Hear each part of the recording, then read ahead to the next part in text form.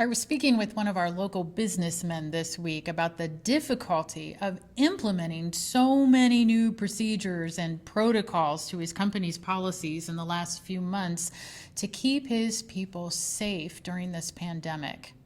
So they now wear masks. They disinfect the doorknobs in their workspaces on a regular basis, and everybody's temperature is taken at the beginning of the day. But the most difficult part of adapting to this new reality for him has been the inability to reach out and shake another person's hand. Shaking hands is our culture's way of saying hello, sealing a deal, passing the peace.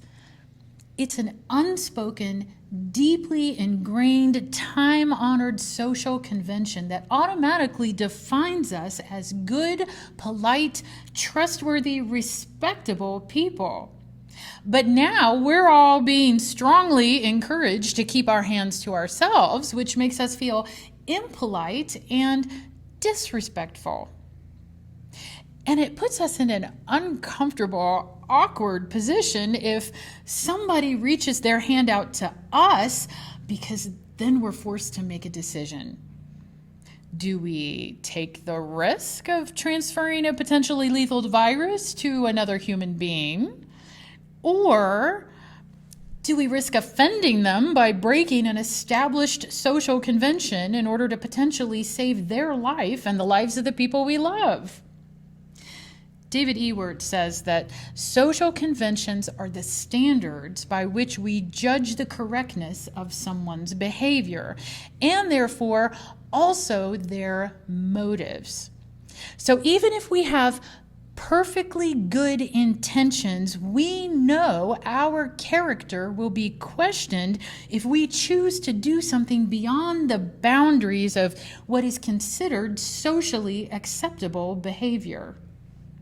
But that never stopped Jesus from doing the right thing, especially if somebody's life was at stake. Jesus had just been questioned by the Pharisees and the scribes, who were the well-educated, highly respected religious leaders of the day. And they were criticizing him because they had seen his disciples eating without first washing their hands. Now, this had nothing to do with hygiene. They had no knowledge of bacteria in that day. Washing your hands was an unspoken, deeply ingrained, time-honored Jewish social convention that automatically defined you as a person with reverence for God, honor for your family, and good standing in the community of faith. It was a behavior that identified you as spiritually clean, pure, undefiled.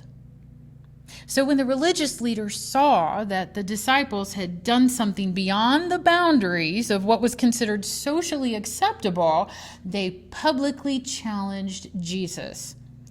Why do your disciples break the tradition of the elders?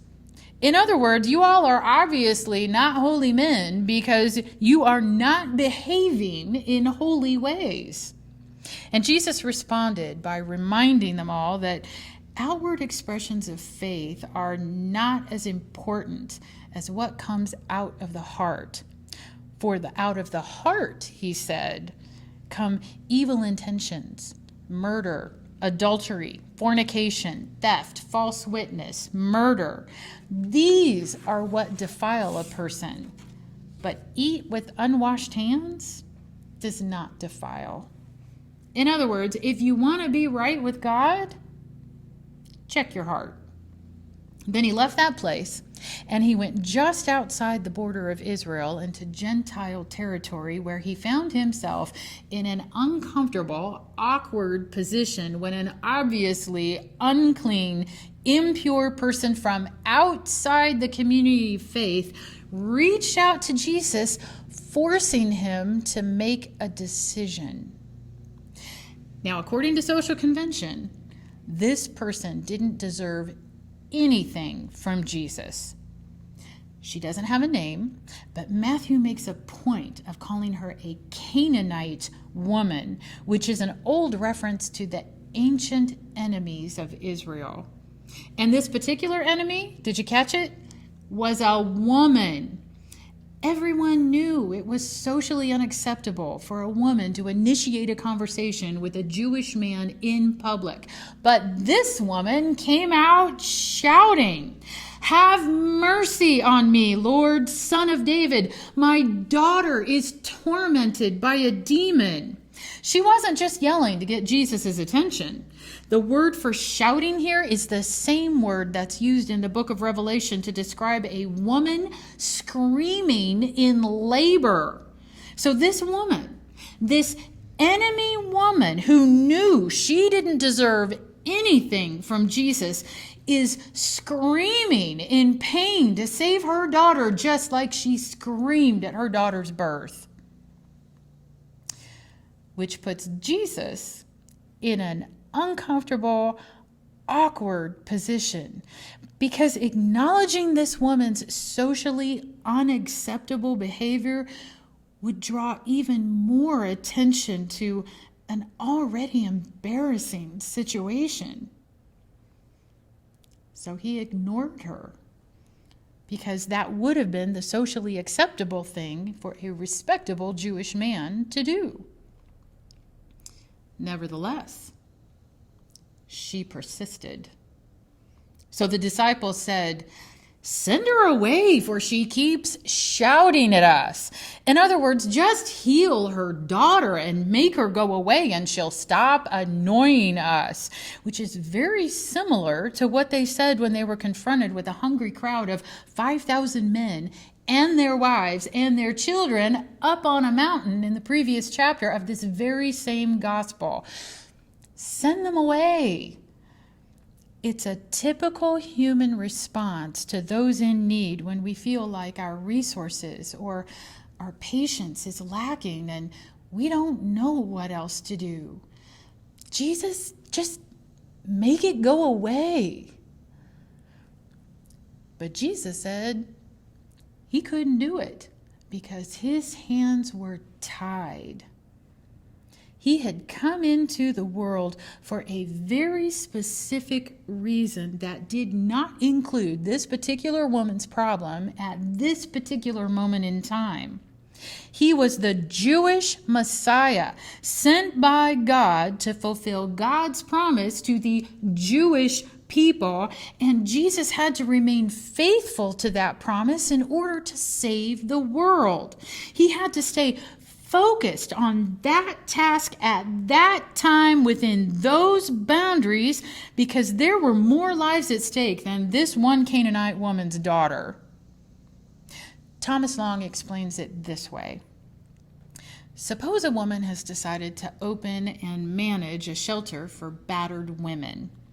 She's got donations and grants and all kinds of resources to specifically help battered women. There are other agencies to take care of children and the homeless and the hungry, but this shelter is specifically dedicated to serving the needs of battered women. But one day, a desperately needy man knocks on the door asking for food and money. What does she do?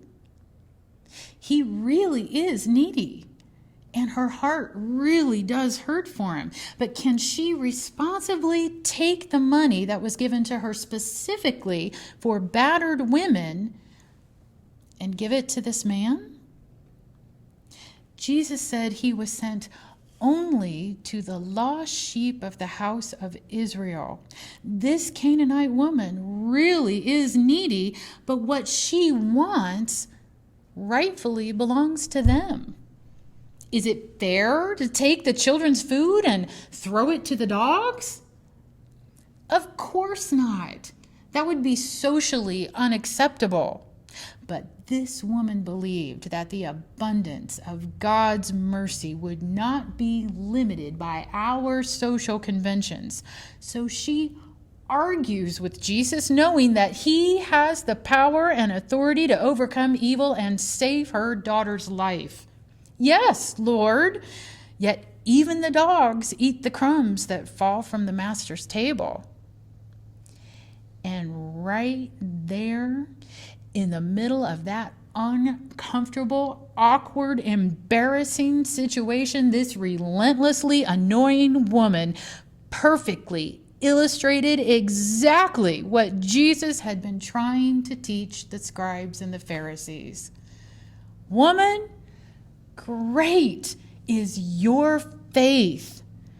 There was nothing outwardly clean or pure or holy about her, but there were two things in this woman's heart that made her right with God: her persistently unwavering care for her daughter, and her persistently unwavering trust that Jesus not only could, but would heal her. And when Jesus allowed himself to hear the cries of this woman's heart, his heart was changed, and his mercy expanded beyond the boundaries of what was considered socially acceptable, so this woman and her daughter could live. We all have a tendency to equate great faith with great action. We want to believe, and we may even have been taught to believe, that the things we do are what make us right with God. Go to church, read the word, pray before meals, feed the hungry, clothe the naked, visit the sick. All good, socially acceptable, outward expressions of our devotion to God. But then Jesus comes along and reminds us that our outward expressions of faith are not as important as what comes out of our hearts. And what comes out of the heart of a person with great faith is an expression of great need, a cry for help that causes all of us to question the social conventions that prevent us from really loving each other the way God created and intended us to love. I read an article last week by Mark Wingfield, who said he heard his pastor tell a story about a young man he knew who decided to stop by his grandparents' house for a visit on his way home from college one weekend. His grandfather had a series of strokes that left him paralyzed on one side and unable to talk or to swallow, but his grandmother was determined to take care of him at home, even though he required a feeding tube. And on the day this young man decided to visit, he knew something was wrong the moment he walked in the door. Goopy liquid food was splattered all over his grandfather, whose face was beet red, while his grandmother desperately tried to clean him up and fix the problem.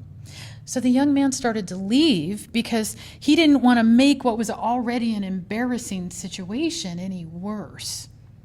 But as he quietly turned to walk out the door, he heard his grandmother say, "Don't you dare. Don't you dare leave." Sometimes this is what love looks like. He said he learned an important lesson that day. Love cannot look away when life gets messy. Love cannot look away when the room is smelly, when despair is on display, when things are falling apart. Love makes us look. And in looking, our hearts are changed. And we learn what it really means to love like Jesus. And when we choose to really love like Jesus, extending mercy beyond the boundaries of what is considered socially acceptable, hearts are healed, relationships are reconciled, and lives are saved. Thanks be to God, who heard the cries of our hearts and sent Jesus into the world, not to condemn, but to teach us all how to live through his steadfast mercy and love. May our ears be open to the cries of the people around us so that everyone in this time and place can live this life and live it abundantly, both now and forever. Amen.